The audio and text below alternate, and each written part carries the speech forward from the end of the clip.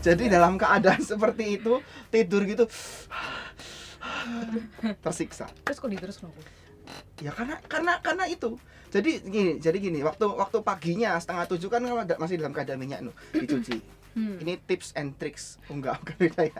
Jadi dicuci, begitu dicuci selesai, lalu dikasih skincare lagi, ditutuli, tapi enggak semua, lalu dikasih bedak. Bayangin cowok di depan kaca tuh. Karena saking waktu pergi gereja sekolah minggu nih, bayangin waktu sekolah minggu bilang, "Duh, Pro, jerawatmu banyak sekali sih," kayak gitu. Perasaanku aduh ya nggak pede gitu ya Bu. Dan pas waktu itu aku dikelilingi oleh teman-teman yang tidak mempunyai jerawat. Saya herannya itu hanya aku yang jerawatan. Jadi aku gunakan segala macam cara, tak kasih bedak biar tersamar itu jerawat. Begitu caraku. Ya jam 8 sekolah minggu aman. Karena waktu setelah ibadah sekolah minggu langsung lalu ibadah umum. Jam 10 ibadah umum, jam 11 tanggal 12 selesai, luntur semua. Ya. Jadi seperti itu caraku untuk supaya tidak terbuli. Kadang kan tadi kita bilang soal tidak sadar dan tidak sadar juga ya. Jadi kadang-kadang aku juga sendiri membuli orang secara nggak sadar. Okay. Dan aku juga waktu itu dibully dan aku rasa ternyata dibully seperti ini ya. Ternyata dibully itu seperti ini. Jadi sebenarnya bully ini sungguh berdampak bagi kita secara psikis ya.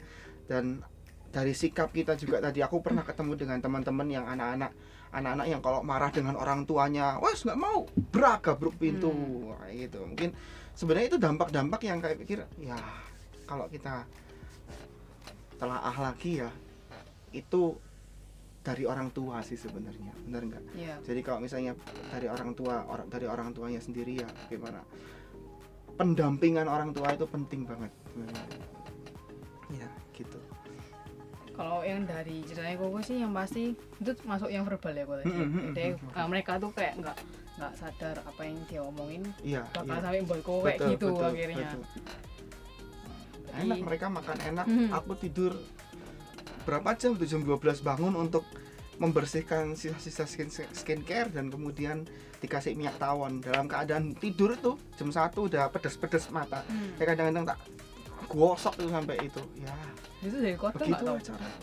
Maksudnya mama ngeliatan kasih minyak tawon. Tahu. Ngapain kasih minyak tawon? Dipencetin terus.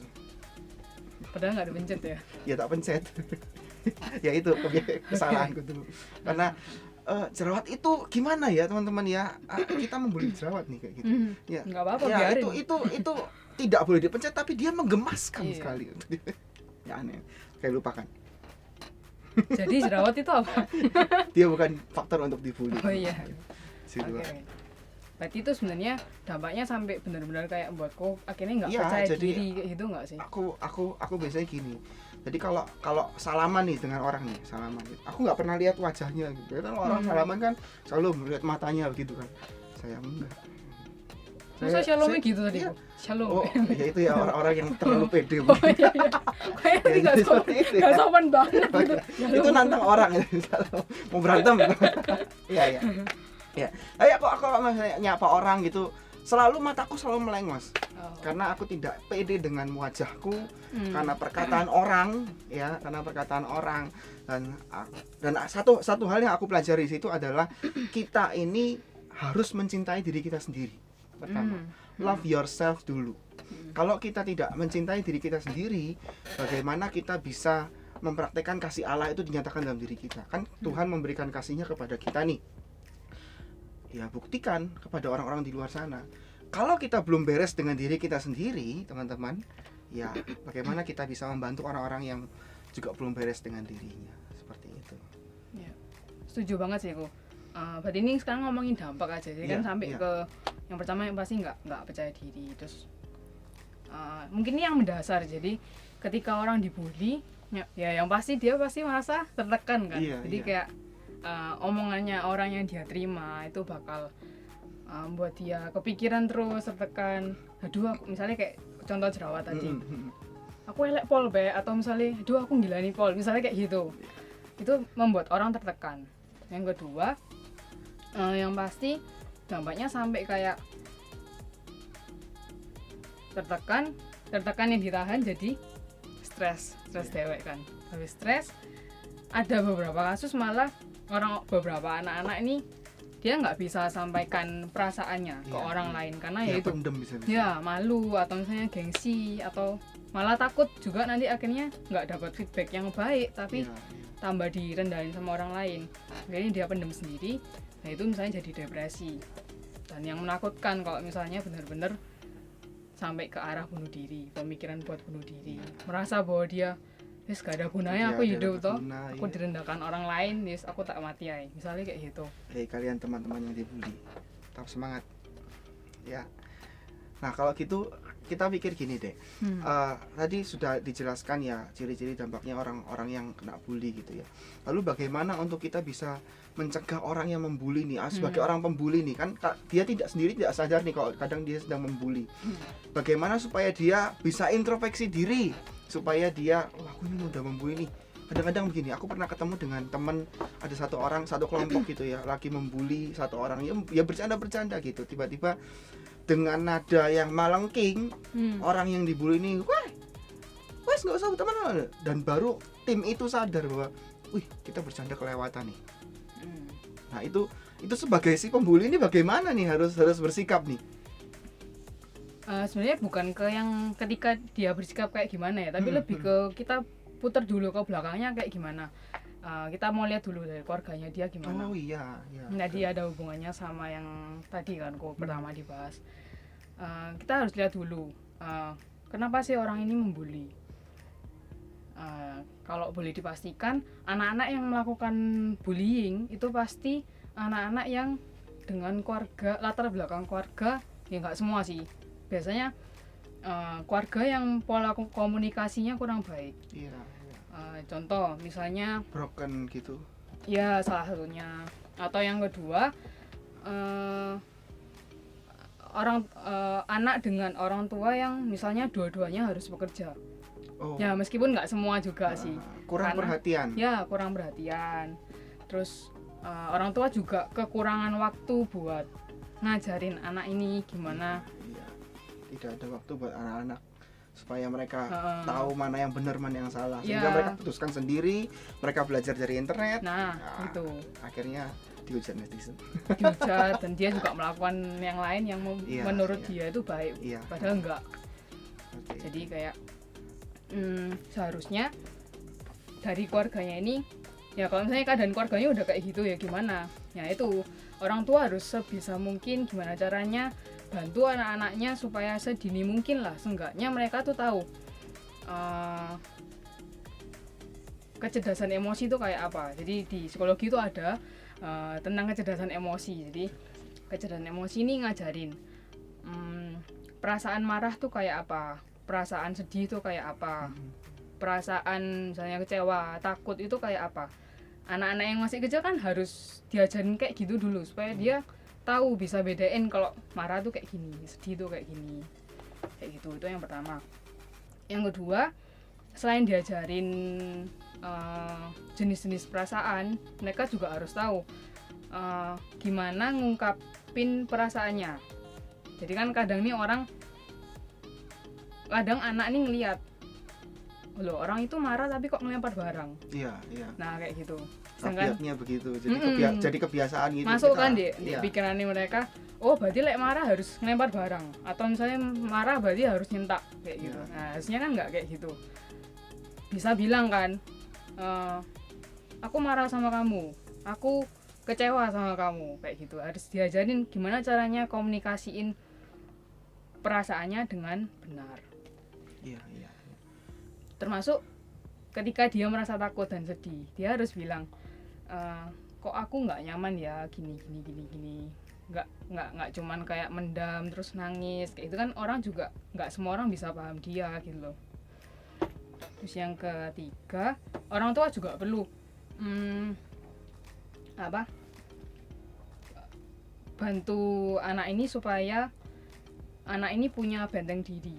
Jadi benteng diri ini dalam artian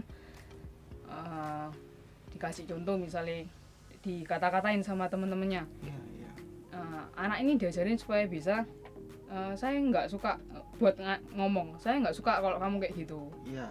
Berani ngomong mengungkapkan pendapat gitu. Iya, berani ngomong pendapatnya, perasaannya kayak gimana.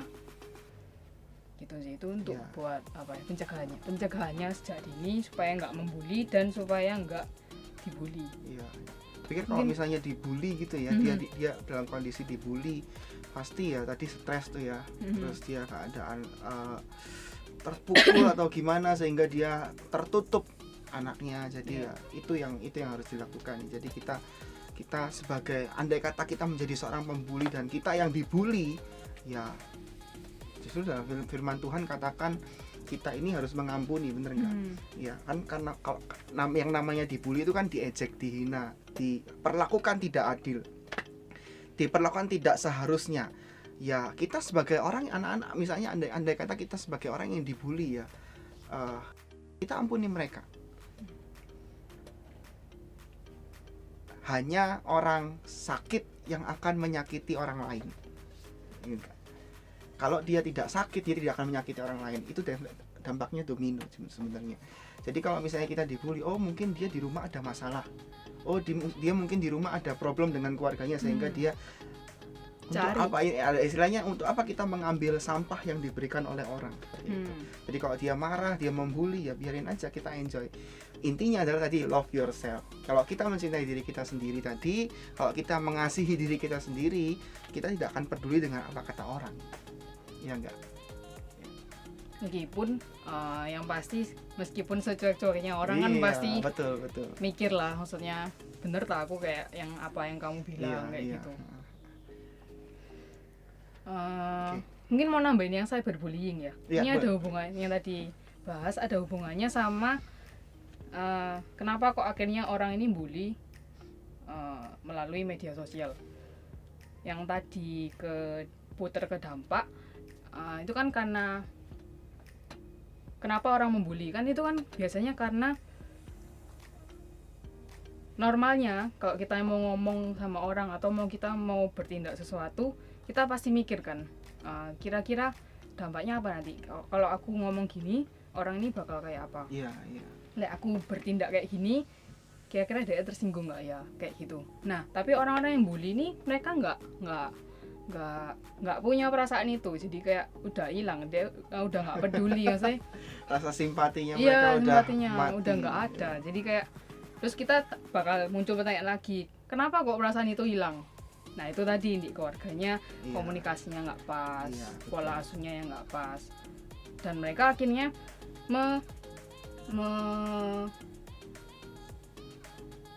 mencari cara lain, gimana caranya dia dapat perhatian, gimana caranya akhirnya dia bisa menyampaikan perasaannya tanpa mendapatkan feedback dari orang lain, yaitu dengan dia misalnya curhat di medsos, dia komentar negatif ke orang lain. Justru itu yang semakin banyak yang akhir-akhir ini ya teman-teman ya. Jadi karena semakin dengan stay at home ya, gaweane ya itu HP-an, main, medsosan. Bahkan dari game itu bisa jadi toxic, kemudian bacot-bacotan itu dalam istilah game ya. Itu. Segala hal sekarang bisa dibuat bully loh teman-teman. Kalah main game pun bisa dibully. Bener. Dan kalau misalnya beda nggak sih? Beda kan kalau misalnya kita ngomong atau kita curhat di medsos sama kalau kita curhat sama orang. Kalau misalnya di medsos kan kita nggak dapat feedback, ya kan? Betul. Kita ngomong sama orang kayak gini, orang terima, ya bakal balik. Kalau terima ya udah, kalau misalnya nggak terima, dia bakal langsung. Betul. Langsung ke kita kayak gitu. Jadi kayak bahaya. Yang lucunya nih gitu. Gini, kadang ada kejadian yang menimpa kita. Jebret, aduh jatuh nih, diposting di media sosial, dapat apa? Dapat likes, tidak berguna gitu loh sebenarnya. Kan orang kan paling lihat, oh aduh kasihan, GWS ya apa, ini dapat likes. Dapat likes, demi likes. Iya seperti itu. Benar sih. Akhirnya malah kalian memposting itu bukan menjadi sesuatu yang berguna, malah kalian bisa jadi dibully. Nah itu yang dibully. Karena orang menganggap itu lucu kan, kayak gitu. Sebenarnya kan enggak. Di balik penderitaanmu ada kesenangan bagiku. Oke. Nah, sekarang kalau misalnya jadi muncul pertanyaan sih, gimana kalau kita bukan orang yang dibully dan kita bukan si pembuli. Jadi kayak kita ada di situasi yang iya. Di kita posisi melihat mereka gitu ya. Bukan di posisi mereka. Jadi kita lihat mereka, ada teman kita yang dibully, ada juga teman kita yang bully. Apa sih yang harus kita lakuin sebagai anak Tuhan kayak gitu? Iya ya, susah juga ya karena gini. Kalau misalnya kita ikut ngebully, salah dong kita. Tapi kalau kita mau bela dia, wah bisa kita dibully juga. Takut juga ya. Repot, serba repot. Jadi apa yang harus kita lakukan? Diam? Enggak juga. Kita tahu sebagai anak Tuhan, kita tahu apa yang benar, teman-teman. Firman Tuhan tetap tentang mengasihi ya. Jadi kalau kita berbicara tentang melihat teman kita yang sedang dibully dan kalian, andai kata kalian takut untuk membela teman-teman kalian itu. Kakak dulu punya pengalaman begini. Saya dulu punya pengalaman begini. Karena aku terlalu takut untuk membela dia. Karena aku kalau misalnya membela dia lalu nanti kamu suka sama dia. Nah, malah kita ikut dibully juga. Setelah pembulian itu selesai, saya datangi dia, saya kasih semangat dia. Ya mungkin memang tidak bisa akan dicontoh juga, tapi paling enggak itu menghibur dia dan menghibur diriku bahwa aku tidak ikut dalam pembulian itu. Kalaupun aku bersama dengan kalangan itu ya, karena aku kalau misalnya ikut tertawa salah, aku diam tahu itu salah. Gimana caranya? Nah itu. Jadi setelah membuli misalnya mereka udah pergi semua, ya aku datang ke dia, gimana bro, nggak apa-apa bro, sehat bro, ya kayak gitu ya, nyelimur aja kita ngomong, kita tunjukkan bahwa kita juga peduli pada dia, seperti itu. Jadi paling enggak orang yang terbuli, orang yang sedang dibully itu, ada teman nih ternyata, aku punya teman, aku punya orang, dan itu juga bisa menjadi bukti saksi bahwa kita ini anak-anak Tuhan. Bukankah Kristus itu juga mengasihi? Ya. Kasih itu ya gue ya, pokoknya dikasih ya. Kasih. Oke. Tapi aku jadi keinget, bisa nggak kalau misalnya kita hubungin sama ini, itu loh intinya kayak kita semua ini sama, nggak ada yang lebih tinggi, nggak ada yang lebih rendah. Itu ada nggak di bahasa kita? Maksudnya kan ketika bullying terjadi itu kan berarti ada satu pihak yang merasa dia lebih tinggi daripada yang lain, yang memang lebih lemah menurut dia. Sebenarnya semua manusia ini derajatnya sama teman-teman di mata Tuhan juga. Hanya kan ada firman katakan begini, justru orang yang paling kecil itu yang akan dipakai Tuhan. Jadi jangan kalian menjadi aduh aku berprasangka negatif terhadap diri kalian, aduh aku bully, aku pendek, aku gemuk, aku jelek. Jangan itu. Genap apa ya? Istilahnya kayak percayai firman Tuhan bahwa justru yang jelek bagi dunia itu yang akan dipakai oleh Tuhan, teman-teman.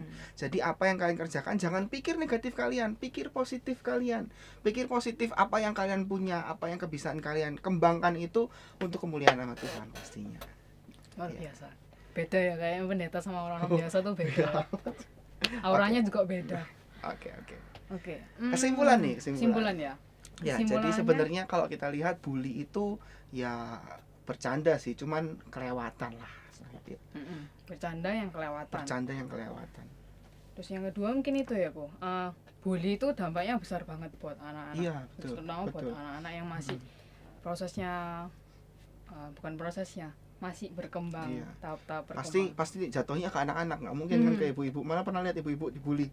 Mungkin ibu-ibu dibully mungkin mukanya udah tebel. Iya, udah kupingnya udah tebel. Beda kayak anak-anak. Iya. Jadi sebenarnya dampaknya pasti kena ke anak-anak. Kalau gitu nih, kira-kira boleh nggak sih kalau gitu, kalau misalnya kita bully tapi bercanda yang kelewatan, boleh nggak kita bercanda? Boleh nggak lo? Menurutku sih boleh. Cuman ya boleh jangan sih, kelewatan. Iya, harusnya boleh sih. Lihat-lihat orang juga, nggak semua orang itu bisa diajak bercanda sih menurutku. Ya betul nggak? Pasti kan kita tahu dulu orang itu kayak gimana. Ya, terus karakter orang itu gimana. Apakah mereka cocok sama kita kayak gitu kan? Iya, gitu. Kita sebagai anak-anak Tuhan juga ya. Ya tadi dibilang gosip digosok makin sip. Ya, tapi kita sebagai anak Tuhan gunakan mulut kita sebijaksana mungkin. Yeah. Lidah itu seperti pedang bermata dua, teman-teman. Jadi kalau kita tidak gunakan untuk memberikan berkat, ya itu bisa menjadi kembali kepada kita. Kalau kita memberikan berkat kepada orang, berkat itu akan kembali ke kita. Kalau kita memberikan kutuk lewat omongan kita, ya tadi bully tadi ya lewat verbal, ya itu juga bisa kembali kepada kita. Seperti itu ya. Sama mungkin ada satu lagi ya, Bu. Oke. Kayak yang tadi terakhir kita bahas juga, setiap orang itu punya kesempatan yang sama, dalam artian Yes.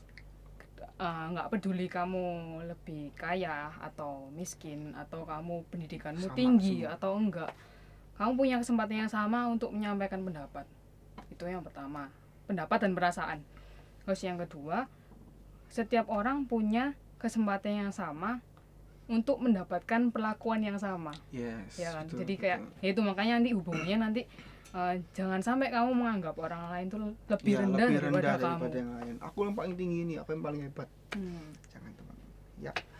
Oke teman-teman, di akhir acara podcast kita, terima kasih buat teman-teman yang selalu menantikan podcast kita. Nantikan terus podcast-podcast kita selanjutnya setiap hari Sabtu teman-teman ya. Ya, dan jangan lupa 11DG udah punya 11DG Care. Di sini kalian bisa sharing, kalian bisa curhat masalah kalian, misalnya kalian menghadapi sesuatu, kalian bisa sharing dan curhat di situ. Dan selain sharing, kalian juga bisa minta bantuan doa. Dan apapun yang kalian ceritakan di situ, jangan khawatir, kerahasiaannya akan dijaga. Oke, kita pamitan dulu guys. Terima kasih, saya Kevin dan rekan Saya saya. Yuvi. See you and God bless you.